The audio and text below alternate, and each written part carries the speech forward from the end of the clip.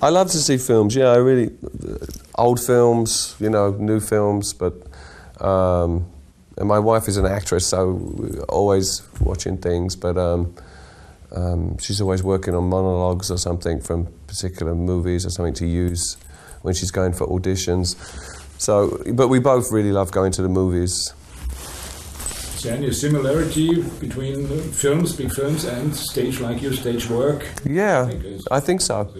You know, with songs they become like short visual, especially Depeche Mode stuff. When we work on stuff in the studio, quite often where I go with it is it's a very visual thing for me, like, you know, seeing landscapes and things and situations and people, and that's why I love New York. New York's a great place to be stimulated by life and different cultures, you know, different music. You know, I completely understand why a lot of jazz like Miles Davis and John Coltrane and stuff came from New York, out of New York, because it's like the sound of the city, you know. It's especially Coltrane, you know, Love Supreme, that album is New York.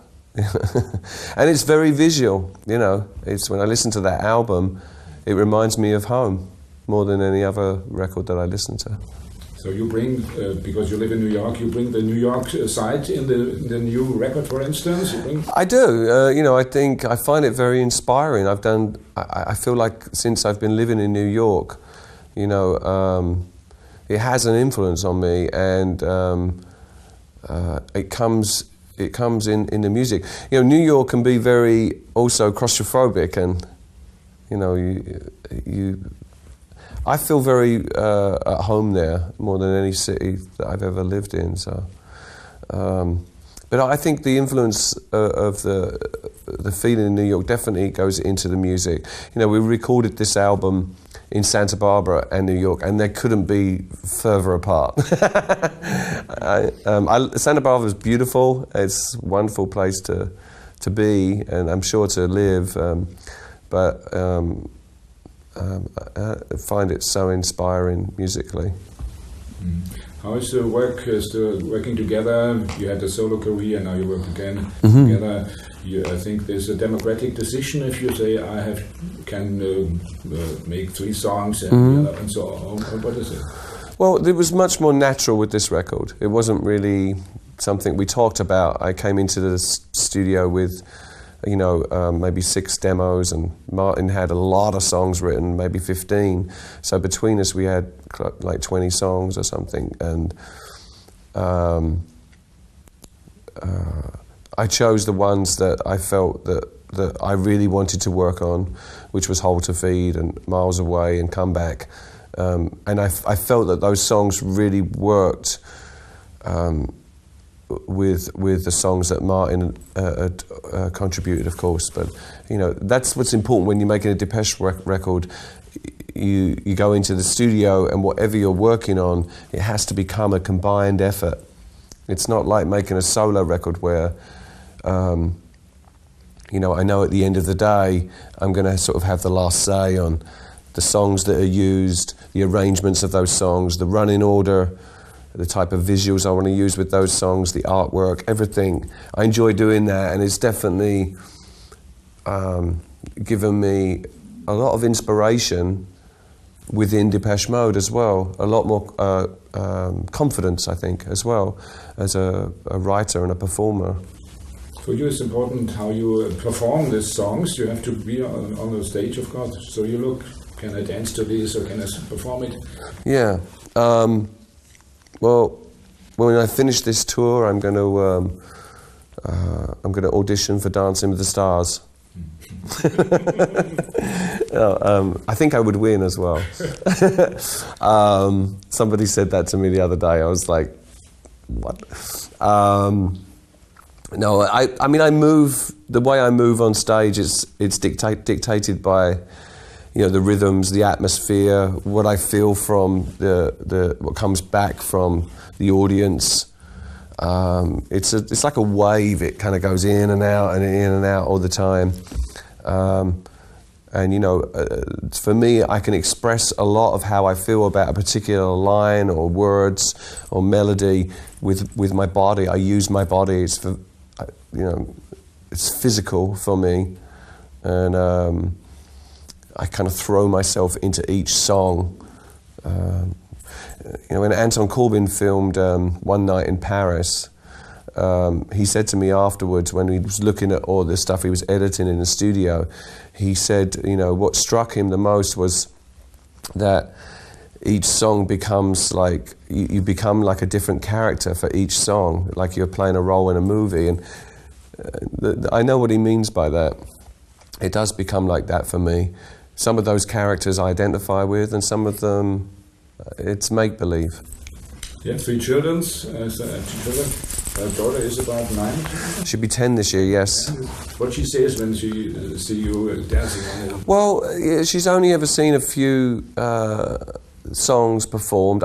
She was too young before. I don't really want to expose her to. It's too loud. It's not daddy, you know. And that's the first thing she said to me afterwards was, you know, I want my daddy back.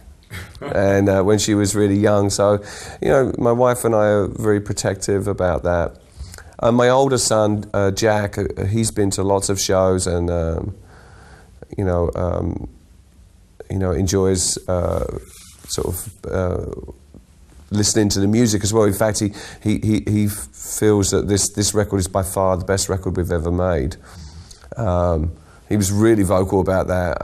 I gave him a copy, and that evening, we were in London just recently, and he said he listened to it, and then he stayed up late listening to it again because he was drawn to it. But you know, it's nice to have a compliment from my son. You know, he's a big music fan.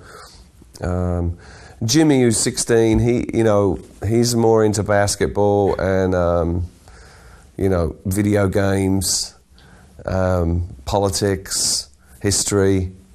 You know, he's not such a big music fan, to be honest. He listens to mostly R&B, like rap stuff, Public Enemy and stuff like that. You changed your life completely after all these things. You made drugs and nearly dead and so on. So how you manage now to be a rock star? Well, you know, that's the kind of cliche. I think it's more... you know, when you kind of like go on tour and the sort of lifestyle is so strange, it really is like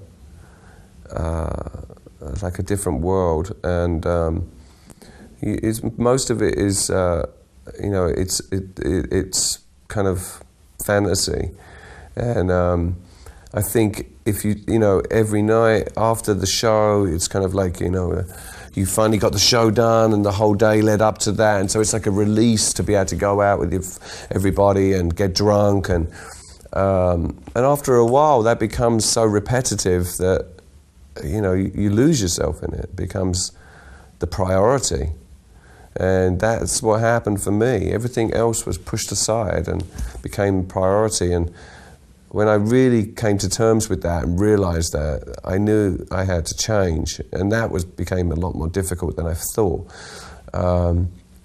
You know, so, but you know, it's the kind of cliched story, the rock star thing or whatever. But you know, I feel much better about where I am in my life today. I feel, you know, that I was lucky to come through that and come out the other side. Some people don't get so lucky. Now you prepare a mammoth tour through the world. You come to, of course, to Germany. How you prepare for that? You make sports or something? Train every day? Training? I do, yeah. I mean, I like going to the gym. I like to run. You know, it feels good. I like to feel strong, and if I'm physically, I feel good about myself. The mind follows, and it also enables me, which I've found out over the last 10 years, to be a lot more creative than I thought I could be. You know, I had a lot of fun, you know, in the 80s and most of the 90s, and then it wasn't fun. So life is so much better today for me. you come to Berlin, as I said, Olympia Stadium and so on. Yeah. Why you have so many fans, especially in Germany, Robert? Well, Berlin's particularly, special to us. It's somewhere that we came to very early on, and we recorded 2 albums here, mixed 1 album here, and Martin actually lived here for a couple of years, but this particular area was very, very different, when we first came to visit. We played a concert which was the East here, and realized that we had a huge fan base in the East very early on as well. So we always kind of try to treat everywhere the same, but Germany has always been something special. Certain places you go to, you know that your fans understand what you're doing and will support you. And Germany is one of those places where I feel that as well, we consistently have made good records where we have grown as a band, and performance-wise, hopefully this has been also growing, and our fans have grown up with our music, so it's nice to come full circle after almost 30 years. By the time we finished this tour, we would have been existing together for 30 years and making music, which is a long time. Okay. Haben wir noch eine Frage? A question. Can you imagine doing this job maybe with 60 or 65? I hope not. I hope not. I hope I'm being sort of adored by my grandchildren by that time, and that would be enough. Okay, so yeah. I don't know, 10 years, but next 10 years before all the fans hope that you can... I think that if we keep producing music together that is as, invigorating as the record that we have just completed, there's no reason why we can't still be doing what we're doing now. I don't see it would be any different. So I wish you a long time. Thank you. Fans and so on.